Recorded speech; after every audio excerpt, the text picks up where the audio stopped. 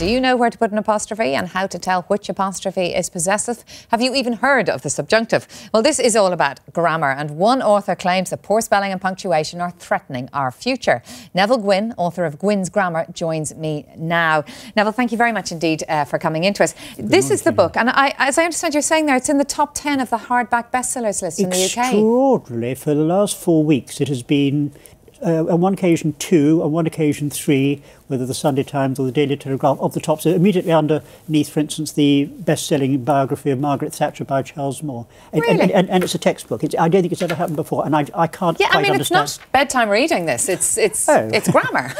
it is indeed. It's very interesting. I mean, let me say that. I mean, I suppose it all ties into what's going on in the UK at the moment. There's a big drive there. Michael Gove has been driving the idea of testing children for grammar. A lot of controversy around grammar. Why have you decided to write this book? Well, I was actually asked to write it because I was teaching children over the internet, and the father used to listen in on my lessons, and although he himself is a professional journalist, he was so fascinated by all this grammar. I was teaching them of English grammar to teach them Latin, that he said, goodness me, put all this together in a book and we'll publish it. And so it was, and he even chose the title, Gwynne's Grammar.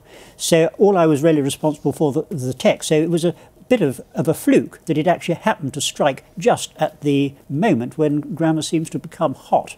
Yes, it certainly is hot at the moment. Yeah. I mean, what's your view on this? Do you think that grammar is a problem here in Ireland as well? It's a disastrous problem, yes. Well, put it this way, I was just chatting to a few people before coming here, and I said to people of all ages, do you know the standard building blocks of grammar, like what is a noun, what is a preposition? One did, who'd been to a sort of special school, who'd taken special trouble, but the standard is no, absolutely not. What age are you talking about? Are you talking about adults, children? I was talking everything. Well, the one who did was age 29. The children I talked to age something like sort of 15 to 16, 13, that sort of thing. And they didn't know what a noun was? And even lower than that. Not one of them had ever been taught what grammar was, in effect. I suppose, I mean, I know there is a counter-argument to all of this, which is that, you know, language is about communication, that English is renowned amongst all languages. We don't have the Académie Française, like new words can enter our language at any point. We should forget grammar and just get on with communicating with each other. Yes, Keelin, there is that argument. Can I please respond to it? You may. We think with words. Without words we can't think. We can sort of feel cross and tired and things like that. We can't think. Words, so the bigger the vocabulary have, obviously the bigger our ability to think. Grammar is simply how we use words. Now, without grammar, you're not going to make sense of words. And if you don't, the better you know your grammar, the more precise, the more exact, the more useful is going to be your thinking. Now, our decisions depend on our thinking, the thinking we put into them. On our decisions depend our happiness.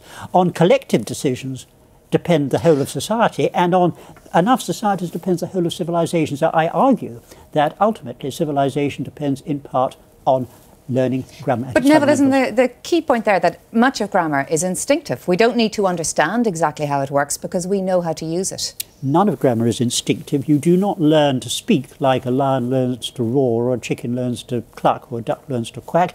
You actually have to be taught it, and the two ways you are taught it. One is by imitation, and the other is by being systematically, scientifically. And is imitation not enough? Up to a point we can teach by imitation, but you try and learn to play chess by imitating chess players. It can't be done. You try and watch a bit of Wimbledon and try to learn tennis just by imitating them. You will get nowhere. So we need to learn to parse our grammar. You need to learn grammar at the most exact, detailed level.